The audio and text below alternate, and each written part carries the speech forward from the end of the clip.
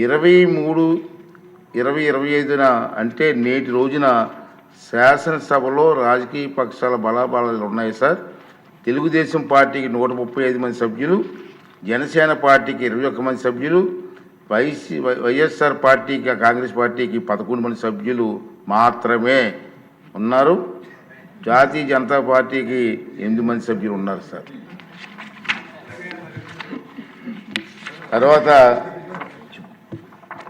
ముఖ్యంగా సార్, ఈ శాసనసభ స్టార్ట్ అయిన దగ్గర నుంచి ఈరోజు వరకు కూడా మనకు ఎంతోమంది వ్యక్తులు మనకు సహకరించింది. శాసన మండలి మరియు శాసనసభ కార్యక్రమాలు సజావుగా సాగడంలో సహకరించినటువంటి శాసన వ్యవస్థ ఉద్యోగస్తులకు, ప్రభుత్వ అధికారులకు, చీఫ్ సెక్రటరీ గారికి, సెక్రటరీ జనరల్ గారికి, డీజీపీ గారికి, పోలీస్ సిబ్బందికి మన అందరి తరపున, నా తరపున కూడా హృదయపూర్వక అభినందనలు తెలియజేస్తాను, కృతజ్ఞతలు తెలియజేస్తాను అధ్యక్ష.